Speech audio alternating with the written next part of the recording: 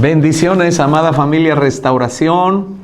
Estamos muy felices. Bienvenidos a un nuevo año 2026. Gracias a Dios que nos permite disfrutar, estar presentes, pero sobre todo dispuestos a continuar con la visión que Dios nos ha dado como Iglesia Restauración de alcanzar a México para Cristo, comenzando desde esta hermosa y bella ciudad de Campeche. Esperamos que hayan pasado las fiestas de fin de año, las hayan pasado bien, haya sido de grande bendición y que lo que esas fiestas hayan dejado es un nuevo entusiasmo, una pasión renovada y una expectativa mayor de lo que Dios va a hacer a través de nosotros como familia espiritual, pero también de manera personal. El Señor continuará perfeccionando su obra en cada uno de nosotros y cada uno de ustedes. Quiero agradecer a todos los que en el 2025 nos estuvieron apoyando con las enseñanzas, las conferencias, los estudios, la palabra expuesta. Muchas gracias. Bueno, ahora entramos al 2026 y deseamos que el Señor se siga manifestando, que no encuentre estorbo en nuestras vidas para que Él siga cumpliendo su propósito en nosotros. Bienvenidos a su presencia en casa para este año nuevo y vamos a iniciar este año, estas conferencias, estas enseñanzas, aunque como venimos desde el año pasado aprendiendo y recibiendo la palabra de Dios basado en el Evangelio de Juan, pues entonces vamos a continuar. En esta primera conferencia del año o enseñanza de este año, me corresponde hablar algo, no todo, pero algo que Dios puso en mi corazón, basado en el Evangelio de Juan, capítulo 7, y vamos a leer del versículo 1 hasta el versículo 13, y vamos a hablar de algo que creo que es muy importante que nosotros sepamos, aprendamos y podamos también aplicarlo a nuestra vida. ¿Qué le parece si oramos y le damos gracias a Dios por este inicio de un nuevo año? Padre, muchas gracias por darnos la vida, por darnos el privilegio, darnos el honor de disfrutar un nuevo año, con nuevas expectativas, con una pasión renovada, con una visión confirmada en nuestros corazones, para que tu obra siga adelante. Podamos ver en este 2026 muchas familias viniendo a los pies de Cristo, muchas familias, jóvenes, niños, matrimonios, mujeres, Señor, viniendo al conocimiento de Jesucristo. Y nuevamente, Señor, ponemos en tus manos esta estrategia de nuestros grupos familiares, de su presencia en casa, que a través de ellos podamos alcanzar, Señor, a todos aquellos que tú has elegido y has conocido para salvación en esta ciudad y desde esta ciudad. Gracias te damos y pedimos, Espíritu Santo, que tu palabra nos dirija en este momento. Amén. Amén. Correcto, pues vamos a continuar nuestras enseñanzas basadas en el Evangelio de Juan. Y como les dije al principio, me toca Juan capítulo 7 y vamos a leer del versículo 1 hasta el versículo 13. Después de estas cosas andaba Jesús en Galilea, pues no quería andar en Judea porque los judíos procuraban matarle. Estaba cerca la fiesta de los judíos, la de los tabernáculos, y le dijeron sus hermanos: sal de aquí y vete a Judea para que también tus discípulos vean las obras que haces. Porque ninguno que procura darse a conocer hace algo en secreto. Si estas cosas haces, manifiéstate al mundo. Porque ni aun sus hermanos creían en él. Entonces Jesús les dijo: Mi tiempo aún no ha llegado, mas vuestro tiempo siempre está presto. No puede el mundo aborreceros a vosotros, pues a mí me aborrece, porque yo testifico de él que sus obras son malas. Subid vosotros a la fiesta. Yo no subo todavía a esa fiesta, porque mi tiempo aún no se ha cumplido. Y habiéndoles dicho esto, se quedó en Galilea. Pero después que sus hermanos habían subido, entonces él también subió a la fiesta, no abiertamente, sino como en secreto. Y le buscaban los judíos en la fiesta y decían, ¿dónde está aquel? Y había gran murmullo acerca de él entre la multitud, pues unos decían, es bueno, pero otros decían, no, sino que engaña al pueblo. Pero ninguno hablaba abiertamente de él por miedo a los judíos. Este pasaje, como vamos a ver, habla acerca de la incredulidad. Quiero decirles que esta es, a partir del capítulo 7, es una sección que abarca del capítulo 7 hasta los primeros 21 versículos del capítulo 10. Es una sección centrada en la fiesta más importante del pueblo judío, que era la fiesta de los tabernáculos o la fiesta de las tiendas, Sukkot en hebreo, que es la fiesta de los tabernáculos. Ahora, ¿por qué era la fiesta más importante del pueblo judío? Algunos creen que era la fiesta de la Pascua, donde se recordaba la salida del pueblo de Israel de Egipto, la liberación del pueblo de Israel como esclavos, saliendo libres de Egipto. Sin embargo, para el pueblo judío, la fiesta principal, la fiesta más grande, era precisamente la que describe Juan en el capítulo 7, o mejor dicho, en todos estos capítulos que yo le mencioné, la fiesta de los tabernáculos. ¿Por qué era la fiesta más importante? Bueno, quiero darle simplemente dos razones. La primera de ellas es que esta fiesta coincidía con la fiesta de la cosecha, con la fiesta de la cosecha. Y había y generaba esta fiesta un enorme regocijo, una enorme celebración, una enorme alegría, porque se recogían los frutos de la cosecha. ¿Y quién no es feliz cuando cosecha los frutos, verdad? En segundo lugar, o en segunda razón por qué esta fiesta era la más importante, es porque además esta fiesta, llamada principalmente la fiesta de las tiendas, era porque se recordaba que durante 40 años en el desierto, después de que Moisés los sacó de Egipto, se recordaba que durante esos 40 años en el desierto, antes de llegar a la tierra que el Señor les había prometido, Dios los había alimentado, Dios los había guardado, Dios los había sustentado y Dios los había protegido durante esos 40 años en su travesía en el desierto.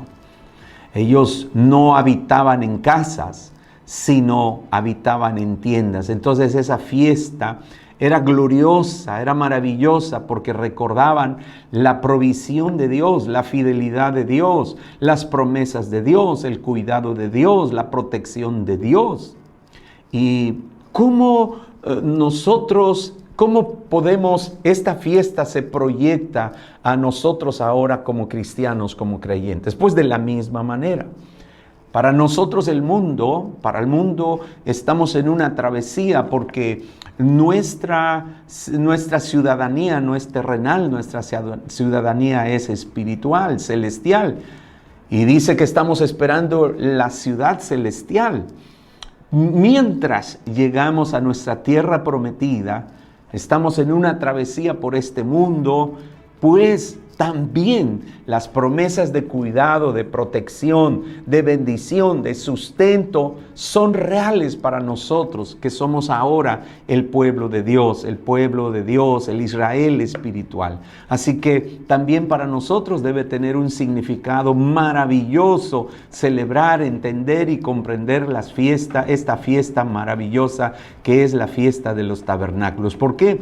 Porque lo que el pueblo de Dios, lo que el pueblo judío, antes pueblo de Dios disfrutó en el desierto, ahora nosotros que somos el pueblo de Dios, el Israel espiritual, también lo podemos disfrutar. Amén. Yo espero que usted lo crea, porque eso es lo que dice la palabra de Dios. No es algo que yo siento decirle, no es algo que yo pienso y se lo digo, sino es algo que Dios ha dicho y está escrito en su palabra. Amén. Pero vamos a entrar al pasaje que nos ocupa, estos versículos que nos ocupa. En primer lugar, como podremos notar por la lectura que hicimos, en este pasaje en buena medida va a hablarnos acerca de la incredulidad. Si nosotros leemos el capítulo 6, donde Jesús habla de sí mismo como el pan de vida, habla de sí mismo como que el que come su carne y bebe su sangre no morirá, sino que tendrá plenitud de vida, tendrá vida eterna, etcétera, etcétera. Entonces, a pesar de eso, aún la gente, sabiendo que Jesús es el pan de vida y que solo en Él podemos encontrar satisfacción y plenitud de vida, amados, siempre habrá gente que rechaza o desprecia a Jesucristo. Aún gente que ha probado y que ha gustado ese pan, gente que ha visto los milagros, gente que ha confirmado el poder, el amor, la compasión, la realidad de Jesucristo, de Dios, a través del Jesucristo encarnado. A pesar de eso hay gente, incluso hay cristianos que abandonan, que rechazan y que terminan por menospreciar a Jesús, que como Él mismo dijo, es el pan de vida y que nadie más se puede encontrar satisfacción. Amén. Bueno, esto es algo muy importante que lo tengamos presente.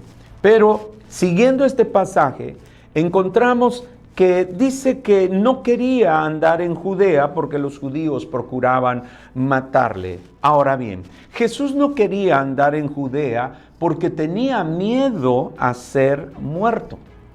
No era por miedo a ser muerto que Jesús no se manifestaba en Judea.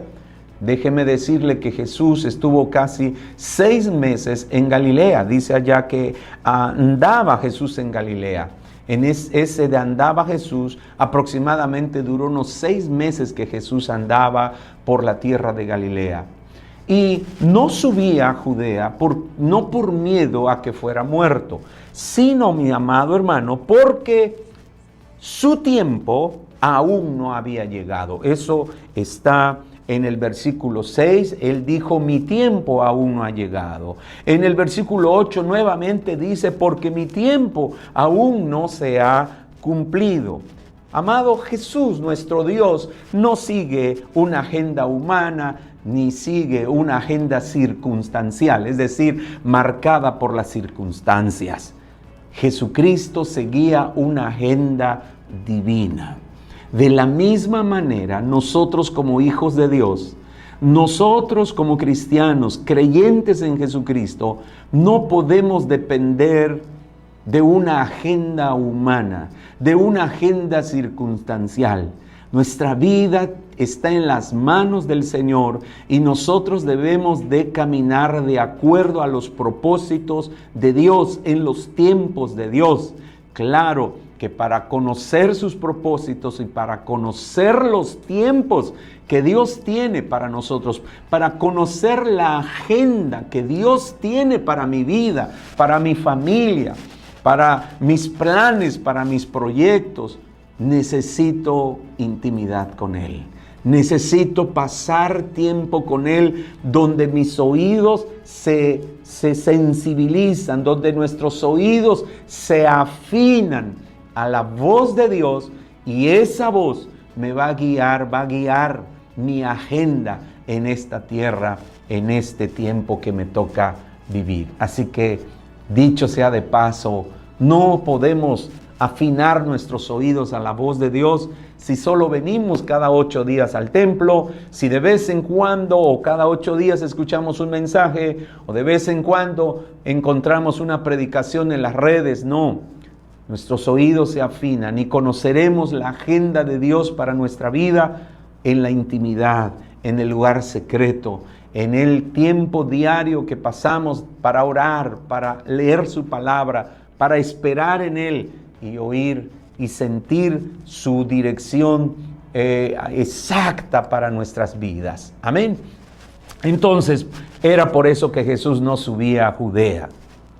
Pero, amados, nos encontramos aquí y aparece en este versículo la primera incredulidad. Y la primera incredulidad viene de sus propios hermanos. Mire qué dice la palabra. Y le dijeron sus hermanos: sal de aquí y vete a Judea, para que también tus discípulos vean las obras que haces. Porque ninguno que procura darse a conocer hace algo en secreto. Si estas cosas haces, manifiéstate al mundo. Mire cómo sus hermanos le decían de manera sarcástica, irónica, tal vez hasta menospreciativa hacia él. Bueno, si dices ser lo que eres, pues manifiéstate, actúa, sube. Mira, dicho sea de paso otra vez, Jesús no se deja manipular por la gente, y nosotros no se deja manipular por nadie. Porque Jesús conocía perfectamente su agenda. Pero aquí encontramos que estas expresiones de sus hermanos sin duda reflejaban la incredulidad que sus propios hermanos, la incredulidad de sus propios hermanos hacia Él. Versículo 5 lo dice muy claramente: porque ni aun sus hermanos creían en Él. Amados, la primera incredulidad viene de sus propios hermanos. No nos sorprenda que el primer muro de incredulidad cuando cuando alguien ha creído en Jesucristo se da normalmente en nuestro hogar, con nuestra propia familia. Y yo creo que esa es la experiencia de muchos de los que me están escuchando. La esposa cree, pero los primeros que no creen en ello puede ser su esposo, puede ser sus hijos. Los hijos creen, pero los padres no creen. Los padres creen, pero los hijos no creen. Porque el primer muro al que nos enfrentamos, al primer muro de incredulidad al que se enfrenta la persona que ha creído en Jesucristo, es precisamente la familia. Y Jesús no fue la excepción. Ahora, déjeme decirle algo que es muy relevante y que usted necesita conocer y saber. Esto de la incredulidad de sus hermanos era el cumplimiento de una profecía mesiánica. Dicho cumplimiento entonces confirmaba que Jesús verdaderamente era el Mesías anunciado. 1000 años antes, se profetizó acerca de que los hermanos de Jesucristo no iban a creer en Él. Vamos a verlo, por favor. Está en el Salmo 69, versículos 7 y 9. Y dice así, mire, Salmo 69, versículos 7 al 9. Porque por amor de ti he sufrido afrenta. Confusión ha cubierto mi rostro. Extraño he sido para mis hermanos y desconocido para los hijos de mi madre. Porque me consumió el celo de tu casa y los denuestos de los que te vituperaban cayeron sobre mí. El versículo 9 de Salmos obviamente habla y señala que esta profecía se cumplió cuando Jesús entró para limpiar el templo. Y él mismo expresó y dijo, el celo por tu casa me consume. Los demás también dijeron, como dicen los profetas, el celo por su casa lo consume. Pero el versículo 8 es clara, una clara profecía de que Jesús iba a ser rechazado por sus hermanos. Miren, hermano, si María no hubiera tenido otros hijos, como la Iglesia Católica enseña, que María murió virgen, que María no tuvo otros hijos, este pasaje de verdad los pone a temblar, porque este pasaje y las Escrituras dicen lo contrario. Si María, escuche por favor, si María no hubiera tenido otros hijos y por lo tanto Jesús no hubiera tenido hermanos, Jesús entonces no habría sido el Mesías. Pero como María tuvo otros hijos y por lo tanto Jesús tuvo otros hermanos y luego le sumamos que esos hermanos no creían en Jesucristo, entonces no solo se cumple la profecía, sino que se confirma que Jesucristo, que Jesús verdaderamente era el Mesías que habría de venir. ¡Wow! ¡Qué bendición! ¡Qué hermosa la palabra de Dios! Amén. Muy bien, pero seguimos porque el tiempo se nos va y seguimos en este pasaje. En el versículo 6, Jesús responde a sus hermanos y les dice, entonces Jesús les dijo, mi tiempo aún no ha llegado, mas vuestro tiempo siempre está presto. Vemos la respuesta de Jesús al cuestionamiento de sus hermanos. ¿Y cuál es el mensaje aquí, amados? El tiempo para cada persona, el tiempo para cada ser humano, el tiempo para nosotros, para creer, para que el hombre crea, es ahora y hoy mismo. Jesús, la palabra de Dios mismo habla que hoy es el día de salvación, no mañana, no pasado, no al rato. Si oyereis hoy su voz, no endurezcáis vuestro corazón. Por eso es urgente la predicación de Cristo a nuestros familiares, a nuestros amigos, a nuestros vecinos, a nuestros compañeros de trabajo. ¿Sabe por qué?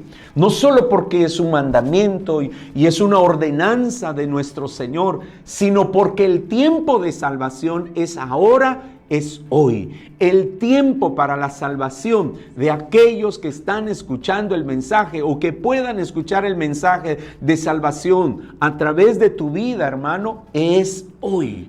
Es ahora mismo. Por eso usted nota que en cada una de nuestras reuniones dominicales hacemos una invitación para que la gente entregue su vida a Cristo Jesús. Por eso en nuestros grupos familiares, si hay gente nueva, si hay gente que nos visita, que espero que haya, debemos de hacer una invitación para que la gente reciba a Jesucristo en su corazón, le entregue su vida a Jesús, porque hoy es el día de salvación. El tiempo de Jesús es de Él, pero el tiempo para creer, el tiempo de creer para nosotros es ahora. Si no lo aprovecha la gente, ese será un gran problema para ellos. Amén. Pero seguimos adelante, versículo 7. ¡Wow! Aquí hace Jesús una afirmación tremenda. No puede el mundo aborreceros a vosotros, mas a mí me aborrece porque yo testifico de él que sus obras son malas. Amados, ponga atención a esto que le voy a decir.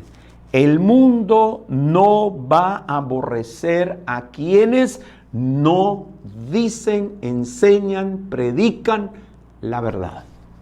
El mundo no va a aborrecer a aquellos o a quienes no dicen la verdad, no predican la verdad, no enseñan la verdad. No los va a aborrecer. Jesús mismo lo dijo. A ustedes el mundo no los aborrece, pero a mí me aborrece. ¿Por qué? Porque yo testifico de Él que sus obras son malas. Amados, estoy seguro que en la medida en que no predique la verdad, habrá una mayor respuesta de la gente.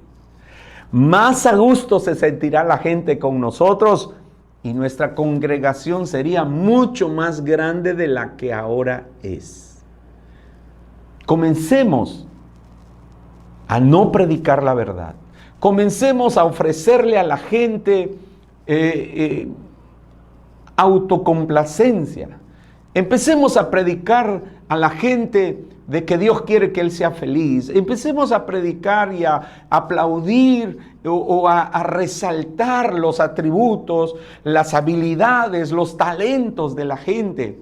Empecemos a poner al hombre como el centro de nuestra adoración. Empecemos a enseñar de que el hombre es lo más importante, de que se trata del hombre, que la iglesia se trata del hombre. Y dejemos a un lado la verdad de que el centro de nuestra palabra, el centro de nuestra enseñanza, el centro de nuestra adoración no puede ser el hombre, sino es Jesucristo.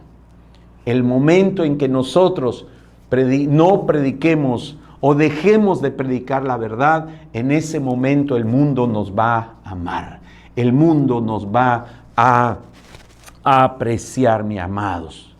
Y por eso yo quiero decirle en este momento, no confiemos en ministerios que jamás hablan del pecado.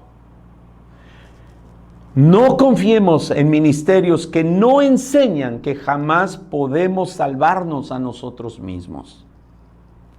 No creamos algún predicador que pretende que la salvación la ganamos por méritos, por ceremonias o por obras. No crean a un predicador que apunta a sí mismo y a una receta mágica sobrenatural para obtener la salvación y el favor de Dios. Pero confiemos en ministerios y en predicadores que nos enseñan la verdad acerca de la salvación, la verdad acerca de nuestra condición como hombres, que no podemos ser salvos por nuestra propia decisión, que no podemos ser salvos por nuestros propios méritos, que no podemos ser salvos, que no puede haber, amados, salvación sin cruz, que no puede haber salvación sin arrepentimiento. Confiemos en aquellos predicadores que nos hablan acerca de la cruz de Cristo. Amados, no confiemos en aquellos que alaban la grandeza del hombre, que hacen ofertas para que el hombre se acerque a Dios. No, amados hermanos, porque Jesús mismo nos enseñó. Finalmente, del versículo 9 hasta el versículo 13, encontramos otra manifestación de la incredulidad. Esta incredulidad que se da de manera general entre los hombres. Dice la palabra de Dios, pero después que sus hermanos habían subido, entonces él también subió a la fiesta, no abiertamente, sino como en secreto. Y le buscaban los judíos en la fiesta y decían, ¿dónde está aquel? Y había un gran murmullo acerca de él entre la multitud, porque unos decían, es bueno, pero otros decían, no, sino que engaña al pueblo. Jesús causaba diferentes opiniones. Algunos decían, no, me cae bien, habla bien, yo creo que es una buena persona, yo creo que de verdad es el Mesías. Pero otros decían, no, él es un charlatán. Él incluso hubo en otros relatos que la gente y el mismo sistema religioso decía que tenía demonio y que hacía las cosas por Belcebú, etcétera, etcétera. Había una división de opiniones. Jesús siempre va a causar una división de opiniones. Sin embargo, en el versículo 13 hay algo muy tremendo. Pero ninguno hablaba abiertamente de él. Esto es que, a pesar de que unos decían que era una buena persona y otros decían lo contrario, aún así, ninguno hablaba abiertamente de él. ¿Por qué razón? Jesús dijo, por miedo a los judíos. Y con esto quiero terminar mi clase. Amados, el miedo es un arma poderosa del enemigo. Es un arma poderosa que el enemigo usa de manera efectiva para impedir que los hombres vengan a Cristo. Pero también para impedir que los cristianos, los que somos cristianos, prediquemos a Cristo. El miedo paraliza, el miedo enmudece, el miedo es un obstáculo para que los hombres vengan, el miedo a perder los amigos, el miedo a ser burlado, el miedo a ser rechazado, el miedo a que perdamos nuestro trabajo, el miedo a perder la popularidad, el amor, el cariño de las personas. Pero también para los que somos creyentes, el diablo también utiliza el miedo a ser rechazados cuando predicamos, a ser cuestionados, a ser afectados incluso en nuestra integridad física. Sin embargo, nosotros debemos de predicar a Cristo, aun si es necesario perder nuestra vida. Pablo dijo, para mí el vivir es Cristo y el morir por Cristo, por la causa de Cristo, es ganancia. Obviamente no encontramos en Pablo un temor y un miedo a perder algo, a perder cosas o incluso a perder su vida por causa de Cristo. Hay quienes tienen miedo a perder a sus hijos por no predicar a Cristo. Hay quienes tienen miedo a perder cosas, a perder posiciones por el miedo. Amados, el Señor nos ha dicho, Pablo le dijo a Timoteo, que Dios no nos ha dado espíritu de temor ni de cobardía, sino de poder, de amor y de dominio propio. No estamos solos. Cristo está con nosotros. Él dijo que si lo perdemos todo, aún así no quedará sin recompensa. Amados, en el nombre de Jesús, que este año 2026 sea un año donde el miedo no domine nuestras vidas. El miedo no tome control de nuestra vida, sino que la fe, la esperanza y la confianza en nuestro Dios y en su palabra sea nuestro baluarte, sea nuestra fortaleza y sea nuestro escudo para hacer e ir hacia donde el Señor nos envía. Mis amados, espero que esta reflexión, este mensaje, esta enseñanza acerca de este pasaje haya sido de bendición para sus vidas. Que Dios les bendiga. Nos vemos la próxima semana. Bendiciones.